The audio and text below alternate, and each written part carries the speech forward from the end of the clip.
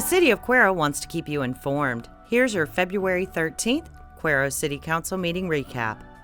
During the public comments, Viola Holman, chairman of the Tri-City Empowerment Council, thanked the city for their support of Let Your Light Shine Unity Lighted Parade. She also requested the city's help for Vacation Bible School activities planned for mid-March. Next were presentations and recognitions. The mayor read the proclamation for Black History Month. Then Police Chief Stephen Ellis informed Council of Police Department promotions. Henry Ludicky, member of the city's tree board, informed Council of the board's work in naming historic street trees, with the next naming event on April 28th. Cynthia Ramirez, community liaison for East Region of Belong, spoke about the organization and their efforts to transform foster care. DeWitt County Liaison Officer with the Texas Division of Emergency Management, Kevin Lamprick, introduced himself to Council and shared his plans to work with local entities to prepare for any future disasters. Councilman Tony Allen was recognized for his recent election as president of the Golden Crescent Regional Planning Commission Board. And Amber Fitzjones, director of Cuero Museums, showed the memorabilia available for purchase for Cuero's 150th birthday celebration. Council next considered and took action on a recommendation from Robert Oliver for 5 panels to be installed on the west wall of the Main Street walkway, which would focus on the turkey trot history in Cuero. Mr. Oliver would provide these panels at no charge to the city. The motion carried unanimously. Council also discussed the processes available for hiring a new city manager, and after some discussion, it was motioned to post the job listing internally and accept applications for 30 days, which carried unanimously. Then, Council approved unanimously an emergency reading of the ordinance establishing the May 6 election. The renewal of several leases was postponed until the next council meeting in March.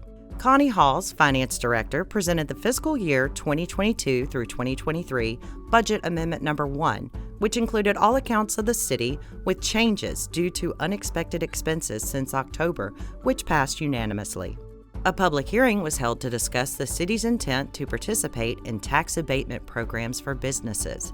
Mr. Crane, city attorney, explained that the ordinance must be updated every 2 years according to state law. The last year the city did so was in 1997.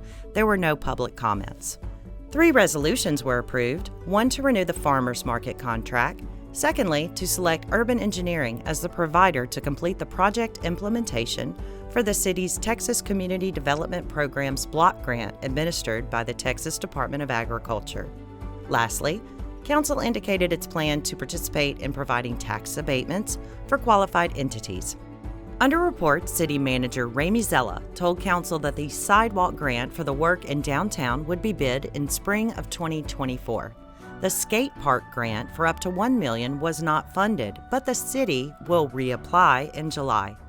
Park Superintendent David Danish informed the Council that the irrigation system for the front of the cemetery and its entrances should be installed in the next month, and he shared the improvements planned for the golf course.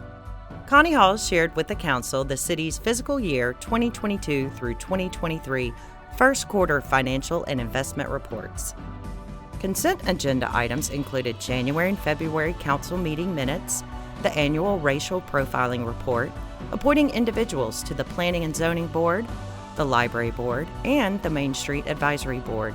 It included several department monthly reports and the surplus inventory for .gov report. The consent agenda was adopted as presented. Items of community interest closed out the meeting. There will be a March cleanup and plant swap March 20th through 25th. The 150th Cuero Anniversary Celebration schedule and details can be found at Cuero150.com and on their Cuero 150 Facebook page. Mayor Meyer added that the Cuero Chamber of Commerce Social and Awards Banquet will be held on March 9th. This Cuero City Council meeting recap is intended to keep Cuero citizens informed and does not reflect all matters currently before Council.